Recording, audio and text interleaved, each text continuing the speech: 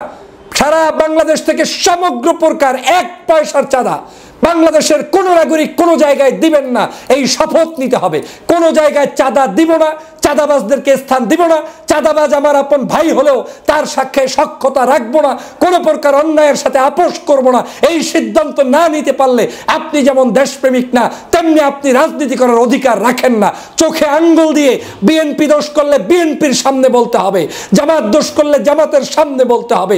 সেই মানসিকতা পোষণকারীরাই একমাত্র দেশপ্রেমিক এবং দেশের নাগরিক। না হয় এই দেশ আগামীতে কোনোদিন ভালো পথে যাবে না, যাবে না, যাবে না। পাথর চাপা দিয়ে তারপরে দুনিয়া থেকে বিদায় করে দেওয়া হচ্ছে। এ কোন যুগ? আইয়ামে জাহিলিয়াতের যুগে নারীরা জন্মগ্রহণ করলে যেভাবে পিতা তার সন্তানকে জীবন্ত কবর দিয়ে বিভিন্ন কায়দায় হত্যা করত, নিগৃহীত করত। জুলাই বিপ্লব কোনো ব্যক্তিকে চাঁদা দেওয়ার জন্য হয় নাই। জুলাই বিপ্লব কোনো ব্যক্তিকে বড়লোক বানানোর জন্য হয় নাই। জুলাই বিপ্লব কোনো সাধারণ নাগরিক থেকে শুরু করে বাংলাদেশের প্রেসিডেন্ট পর্যন্ত কোনো নাগরিকের বৈষম্য তৈরির জন্য জুলাই বিপ্লব হয় নাই। জুলাই বিপ্লব হয়েছে দেশের সমগ্র মানুষের খেটে খাওয়া মানুষের অধিকার নিশ্চিত করার জন্য। 5ই আগস্টের পূর্বের দিকে যান, পায়ে স্যান্ডেল ছিল না, হাতে মোবাইল ছিল না, গায়ে জামা কাপড় ছিল না। এখন বিশাল বিশাল পোশাকাদি গাড়ি ঘোড়া নিয়ে চলতে গিয়ে নিজেকে প্রশ্ন করুন, আপনি কোন কোন জায়গা থেকে বেনিফিটেড হচ্ছেন এবং অনৈতিকতা কোথায় কোথায় করেছেন। বাংলাদেশের প্রত্যেকটি রাস্তা ঘাটে, এমনকি পার্কিংয়ে, এমনকি ছোট্ট একটা ভ্যান গাড়িতে পর্যন্ত বিভিন্ন ধরনের অন্যায়ভাবে 1 গ্রুপ 2 গ্রুপ 3 গ্রুপ চাঁদাবাজি করছে। এই চাঁদাবাজিকে কেউ অ্যাকনলেজ করে রাজনীতি করবে, সেটার নাম কোনো সঠিক রাজনীতি হতে পারে না। না না 1 পয়সার চাঁদা বাংলাদেশের কোন নাগরিক কোন জায়গায় দিবেন না, এই শপথ নিতে হবে। কোন জায়গায় চাঁদা দিব না, চাঁদাবাজদেরকে স্থান দিব না, চাঁদাবাজ আমার আপন ভাই হলেও তার সাথে সখ্যতা রাখবো না, কোন প্রকার অন্যায়ের সাথে আপোষ করব না। এই সিদ্ধান্ত না নিতে পারলে আপনি যেমন দেশপ্রেমিক না, তেমনি আপনি রাজনীতি করার অধিকার রাখেন না। পাথর মেরে মানুষের উপরে বিভৎস হত্যা, এটা কোনো বাংলাদেশের শিষ্টাচার, রাজনীতির শিষ্টাচার হতে পারে না। আমরা দেখেছি লগি বৈঠার সেই হুকুমদাতা শেখ হাসিনার নির্দেশে 2006 সালে 28শে অক্টোবর লগি বৈঠা দিয়ে মানুষের উপরে হত্যা করা হয়েছে, নৃত্য করা হয়েছে। আমরা তার প্রতিবাদ করেছিলাম গত 16 বছর। আজ আবার বিএনপির নাম করে একটি দলের কিছু সদস্য তারা আজকের চাঁদাবাজির নাম করে চাঁদা তোলার জন্য মানুষের উপরে হত্যার লেলি খেলায় মেতে উঠেছে। এটা কোনো রাজনৈতিকভাবে মেনে নেওয়ার যেমন স্থান নেই, বাংলাদেশের সমাজনীতিতে, রাজনীতিতে মেনে নেওয়ার কোনো সুযোগ নেই। যে দলেরই হন, যে মতেরই হন, যে আদর্শের হন, প্রতিপক্ষ কোনো ব্যক্তিকে ঘায়েল করতে গিয়ে পাথর দিয়ে তারপরে তার উপরে নৃত্য করে হত্যা করা, এটা চরম বিভৎস একটি রাজনৈতিক নমুনা ছাড়া আর কিছুই হতে পারে না। প্রিয় দেশবাসী, আপনারা দেখেছেন মিটফোর্ডের সামনে একজন ব্যবসায়ীকে চাঁদা না দেওয়ার কারণে তার উপরে অমানুষিক নির্যাতন করে যুব দলের কয়েকজন সদস্য সেখানে দিবালোকে প্রকাশ্যে সামনে তার উপরে হত্যাযজ্ঞ চালিয়েছে, যেটা বাংলাদেশের প্রত্যেকটি নাগরিককে কাঁদিয়েছে। এবং এই বিভৎস চিত্র দেখে বাংলাদেশের সমগ্র রাজনৈতিক দল আজকের ফুঁসে উঠেছে। দল যত বড়ই হোক, সংগঠন যত বড়ই হোক, পাগড়ি মাথায় দিয়ে রাজনীতি করুক, কিংবা ইসলামী দল নাম দিয়ে রাজনীতি করুক, কিংবা জেনারেল অন্য কোনো দলের রাজনীতি করুক, মানুষকে হত্যা করা, মানুষের উপরে নৃত্য করা, মানুষের লাশের উপরে তারপরে বর্বরচিত কর্মকাণ্ড করা, এটা কোনো আদর্শবান রাজনীতির চরিত্র হতে পারে না। 5ই আগস্টের জুলাই বিপ্লব হয়েছে বাংলাদেশের মানুষের মুক্তির জন্য। জুলাই বিপ্লব হয়েছে বাংলাদেশের মানুষের স্বাধীনতার জন্য। জুলাই বিপ্লব কোনো ব্যক্তিকে চাঁদা দেওয়ার জন্য হয় নাই। জুলাই বিপ্লব কোনো ব্যক্তিকে বড়লোক বানানোর জন্য হয় নাই। জুলাই বিপ্লব কোনো সাধারণ নাগরিক থেকে শুরু করে বাংলাদেশের প্রেসিডেন্ট পর্যন্ত কোনো নাগরিকের বৈষম্য তৈরির জন্য জুলাই বিপ্লব হয় নাই। জুলাই বিপ্লব হয়েছে দেশের সমগ্র মানুষের খেটে খাওয়া মানুষের অধিকার নিশ্চিত করার জন্য। কিন্তু আজকের কিছু কিছু ব্যক্তি আজকের বড় বড় রাজনৈতিক দলগুলোর নাম ব্যবহার করে তারপরে সেই জায়গায় এই ধরনের অপকর্ম করে আজকের রাজনীতিকে কলুষিত করছে, যেটার বিরুদ্ধে পূর্বেও ছিলাম, এখনো আছি, ভবিষ্যতেও থাকবো। বাংলাদেশের কত বড় জাহিলিয়াত একটি দেশ এখন চলছে, যেই মুহূর্তে বাংলাদেশের একজন সাধারণ নাগরিক নিরাপত্তা বেষ্টনীর মধ্যে থাকবে, সেই মুহূর্তে একজন ব্যক্তি ব্যবসা বাণিজ্য করবে, আজকে তাকে ব্যবসা বাণিজ্য স্বাধীনভাবে করতে না দিয়ে উল্টো তাকে পাথর চাপা দিয়ে তারপরে দুনিয়া থেকে বিদায় করে দেওয়া হচ্ছে। এ কোন যুগ? আইয়ামে জাহিলিয়াতের যুগে নারীরা জন্মগ্রহণ করলে যেভাবে পিতা তার সন্তানকে জীবন্ত কবর দিয়ে বিভিন্ন কায়দায় হত্যা করত, নিগৃহীত করত, সেই সময় যেভাবে ইসলাম আসার পূর্বে তখন যেভাবে বিভৎস একটি মক্কা মদিনা সহ পৃথিবী ছিল, সেরকম একটি পৃথিবীকে আজও দেখতে হবে, এটা কোনোদিন মেনে নেওয়া যায় না। আমি তীব্র ভাষায় নিন্দা জানাই। আমি এটাকে কোনো ব্যবসা মনে করি না।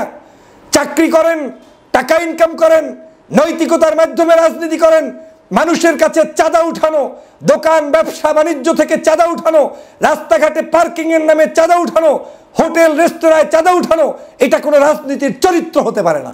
সে যে হোক না কেন, চাঁদা দিয়ে আমরা বাংলাদেশের রাজনীতি করব, এটা কেমন রাজনীতি?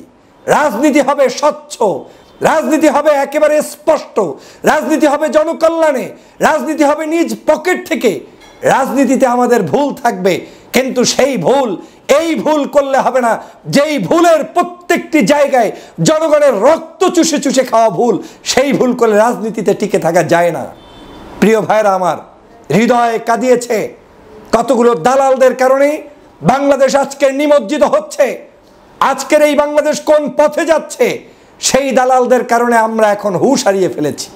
এরা আবার নাম বিক্রি করে করে 5ই আগস্টের পূর্বে যারা বাংলাদেশের কোনো কাজে ছিল না, যারা বাংলাদেশের কোনো আন্দোলন সংগ্রামে নেতৃত্ব দেয়নি, জুলাই বিপ্লবের জন্য যাদের বিন্দুমাত্র অবদান নেই, সেই সকল দালালরা এখন এসে বিভিন্ন পার্টির মধ্যে ঢুকে প্রবেশ করে তারপরে তারা এখন দেশটাকে ধ্বংস করতে চায়।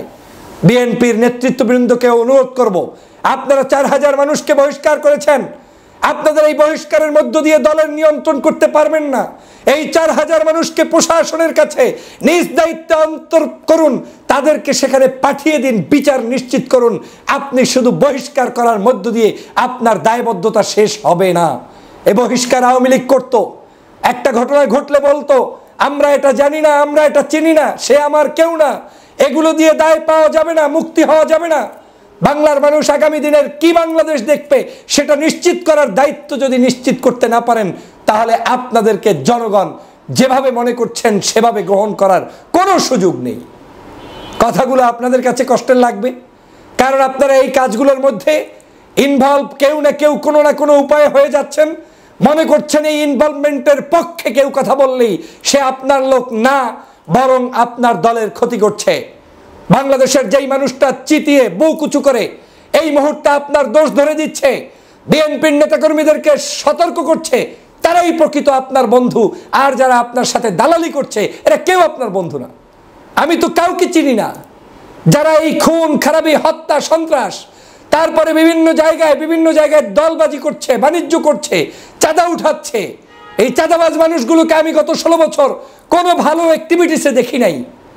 তারা না ছিল ভালো নেতৃত্বে, না ছিল দেশ গঠনে, বরং খুঁজলে দেখবেন তারা আওয়ামী লীগের আমলেও বিভিন্নভাবে ষড়যন্ত্র করে বাংলাদেশের এই দেশে যাতে ভালো একটি পরিবর্তন না হয় সেজন্য ষড়যন্ত্র করেছে। আজকে তারা দলের নাম বিক্রি করে বিভিন্ন ষড়যন্ত্রে লিপ্ত হয়েছে। এই দায়ভার আপনাকে নিতে হবে, আপনাদেরকেই নিতে হবে। কোনো হত্যা, কোনো সন্ত্রাসী, কোনো চাঁদাবাজি, সেটা বিএনপির নামে হোক, জামাতের নামে হোক, ইসলামী আন্দোলনের নামে হোক, ধর্মভিত্তিক মানুষের নাম দিয়ে হোক, কোনো নামে অ্যালাউ করার কোনো সুযোগ পৃথিবীতে নাই। হিউম্যানিটির ভাষায় কাউকে আপনি কোনোভাবে বিচার ছাড়া হত্যা করতে পারেন না। আপনি আইন আদালতের কাছে প্রস্তুত করুন, সোপর্দ করতে পারেন। আপনি একজন ভিক্ষুককে পর্যন্ত আপনার পক্ষ থেকে নির্যাতন করার কোনো রাইট নেই। পাগলকে পর্যন্ত আপনি করতে পারবেন না। কোন শক্তির বলে আপনি অন্যায় করছেন? কোন বাহুবলে আপনি এটা করছেন? আবার যারা এগুলার প্রতিবাদ করবে আপনারা তাদেরকেই ট্যাগিং এর রাজনীতি করবেন। এইটা বাংলাদেশে চলতে দেয়া যায় না। রয়ের খপ্পরে পড়েছেন, বিদেশিদের খপ্পরে পড়া হয়ে গিয়েছে। বিভিন্নভাবে ভালোভাবে রাজনীতি করার সুযোগ থাকলেও সেই সুযোগগুলো গ্রহণ না করে এই ধরনের কিছু দুষ্ট লোকদের কারণে আজকের বাংলাদেশের রাজনীতি কলুষিত হচ্ছে। কোনোদিন এই দায়ভার কারো নেওয়ার কোনো সুযোগ নেই। প্রিয় বন্ধুরা আমার, এই বিভৎস চিত্র শেখ হাসিনা তৈরি করে গিয়েছে, শাপলা চত্বর ঘটিয়েছে, আপনার বাংলাদেশের মানুষদের উপরে জুলুম করেছে, অত্যাচার করেছে, রিমান্ড নিয়েছে, রিমান্ডের নামে মানুষদেরকে হত্যা করেছে, আপনার বিভিন্ন জায়গায় র্যাব দিয়ে ক্রস ফায়ার দিয়েছে, আয়নাঘর তৈরি করে মানুষদেরকে ধ্বংস করেছে, হত্যা করেছে। এই কাজ তারা করে অন্যায়ভাবে 16 বছর ক্ষমতায় থেকেছে বিদায় পালিয়ে যেতে বাধ্য হয়েছে। আগামীর বাংলাদেশে এই কাজ করে কেউ থাকতে পারবে না। আপনাকে চাঁদা দেওয়ার জন্য আমরা রাজনীতি করি নাই। আপনার কাছে আপনাকে আমি আমার ব্যবসা করবো আমার মতো, এদেশের একজন হিন্দু মুসলিম বৌদ্ধ খ্রিস্টান যার যেভাবে খুশি সেভাবে রাজনীতি করবে, সমাজনীতি করবে, বসবাস করবে, ট্যাক্স দিয়ে রাজনীতি করার কোনো সুযোগ বাংলাদেশে নাই। এজন্য জুলাই বিপ্লব হয় নাই। যারা মনে করেন ট্র্যাডিশন রক্ষা করতে হবে, আবার চলতে হবে, 5ই আগস্টের পূর্বের দিকে যান, পায়ে স্যান্ডেল ছিল না, হাতে মোবাইল ছিল না, গায়ে জামা কাপড় ছিল না, এখন বিশাল বিশাল পোশাকাদি গাড়ি ঘোড়া নিয়ে চলতে গিয়ে নিজেকে প্রশ্ন করুন আপনি কোন কোন জায়গা থেকে বেনিফিটেড হচ্ছেন এবং অনৈতিকতা কোথায় কোথায় করেছেন। অনৈতিকতা দিয়ে মানুষের হৃদয়ে স্থান অর্জন করতে পারবেন না। আজকের সারা বাংলাদেশের মৌখিকভাবে বললে হবে না যে এটার সাথে আমরা নাই, এটার সাথে তারা নাই, তো কারা আছে?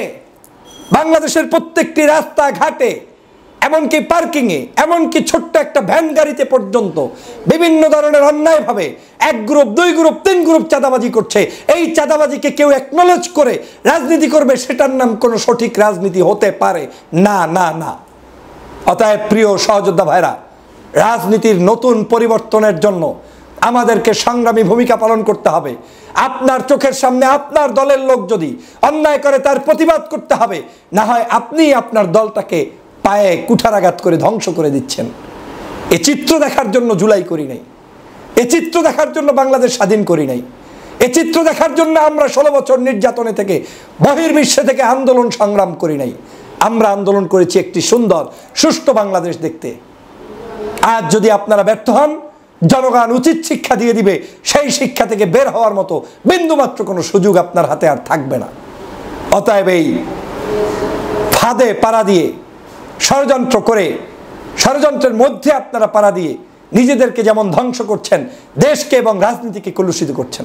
ভাবতে পারেন সরকার কি করছে? হ্যাঁ, সরকারের দায়িত্ব আছে, বিচার করবে, কিন্তু আমি কি করছি সেটাও আমার দায়িত্ব।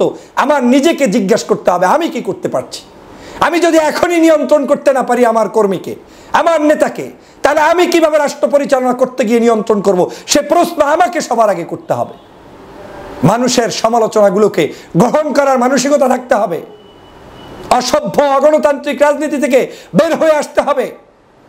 শিক্ষিত মানুষজনদেরকে স্থান দিতে হবে, ভদ্র মানুষদেরকে নিয়ে পথ চলতে হবে। যতই আপনি এই ধরনের অপকর্মের মধ্যে লিপ্তকৃত মানুষদেরকে দেখবেন, প্রত্যেকেই হচ্ছে, ম্যাক্সিমাম মানুষ দেখবেন দলের নাম দিয়েছে, মেট্রিক পাসও করে নাই, দলের নাম দিয়েছে, পদ পেয়েছে, কোনো তার ভূমিকা রাষ্ট্রের জন্য নাই, নেশাখোর, বিভিন্ন পদ পদবি নিয়ে লুটে পুটে খাচ্ছে আর নিজেদেরকে বড় বড় রাজনীতিবিদ মনে করছে। আর যারা 5ই আগস্ট সংগঠিত করেছে, যারা 5ই আগস্টের জন্য জীবন দিয়েছে, যারা দেশটার জন্য লড়াই করে যাচ্ছে, তারা হয়ে যাচ্ছে বিভিন্ন রাজনীতির ট্যাগিংয়ে। কেউ হয়ে যাচ্ছে আপনার জামাতি, কেউ হয়ে যাচ্ছে শিবিরি, কেউ হয়ে যাচ্ছে হেফাজতি, কেউ হয়ে যাচ্ছে হুজুরি, কেউ হয়ে যাচ্ছে দেশবিরোধী, আর ওই কিছু দুষ্ট চক্রের লোক তারা হয়ে যাচ্ছে দেশপ্রেমিক। এ কারণে আজকের এই বাংলাদেশের এই কঠিন পরিস্থিতির মধ্যে পড়তে হচ্ছে। অতএব সকল প্রকার ষড়যন্ত্রবাদীদের ব্যাপারে সতর্ক হন, সকল প্রকার অন্যায়কারীদের ব্যাপারে সজাগ হন, সকল প্রকার দুষ্টদের কাছ থেকে দেশকে রক্ষা করুন। মানুষকে এভাবে অন্যায়ভাবে হত্যা করে রাজনীতিতে টিকে থাকা যাবে না, এই রাজনীতি করতে দেয়া যাবে না। যারা করবে তাদের বিরুদ্ধে আপনি সম্মুখ যোদ্ধা হিসাবে ভূমিকা পালন করবেন।